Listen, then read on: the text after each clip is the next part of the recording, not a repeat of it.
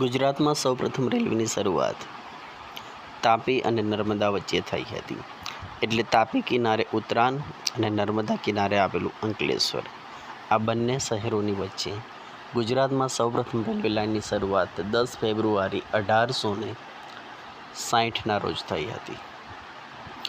એટલે કે અંગ્રેજ શાસન દરમિયાન બનેલા આ બે મહત્ત્વના સ્ટેશનો હતા.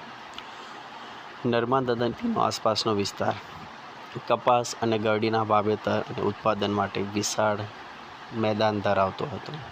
તેમજ અંગ્રેજોનું વેપારી મથક એવું સુરત મહત્ત્વનું સ્થળ હતું.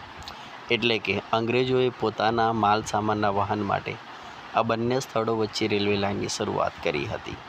એટલે ગુજરાતમાં સૌપ્રથમ રેલવેની શરૂઆત ઉત્તરાયણ અને અંકલેશ્વર વચ્ચે થઈ હતી, કે જેના દ્વારા ઇંગ્લેન્ડથી આવેલો માલ આ રેલવે લાઇન મારફતે ભરૂચ અને આસપાસના વિસ્તારમાં પહોંચતો હતો. તેમજ ભરૂચના આસપાસમાં ઉત્પાદિત સુતરાઉ, કાપડ, રેશમી વસ્ત્રો, કપાસ તેમજ ગળી વગેરે રેલવે મારફતે ઉત્તરાયણ પહોંચતી હતી અને ત્યાંથી તેઓ હોડી મારફતે 84 બંદરના જ્યાં વાવટા ફરકતા હતા તેવા 44 બંદરની આસપાસના વિસ્તાર દ્વારા વિદેશમાં વેપાર થતો હતો.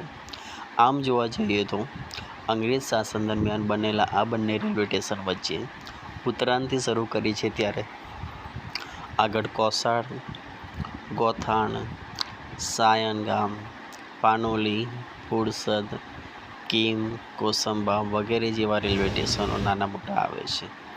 એટલે અંગ્રેજ શાસનથી શરૂ થયેલી આ રેલવે લાઇનને ગુજરાતની સૌથી પ્રથમ રેલવે લાઇન તરીકે ઓળખવામાં આવે છે. ત્યાર પછી ગુજરાતના અલગ અલગ રાજા રજવાડાએ પોતાના વિસ્તારની અંદર રેલવે લાઇનનું નિર્માણ કાર્ય શરૂ કર્યું હતું.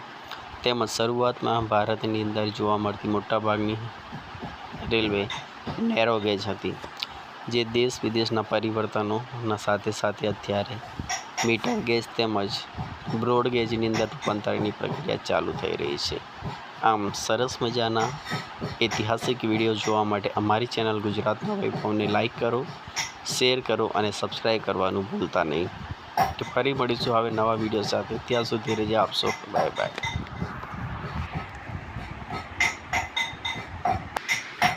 અને આ બંને રેલવે સ્ટેશનો વચ્ચે તમે જો કોઈ રેલવે સ્ટેશનની મુલાકાત લીધી હોય તો જરૂર કોમેન્ટ કરજો, અને કયા રેલવે સ્ટેશનની મુલાકાત લીધી છે તે કોમેન્ટમાં લખજો.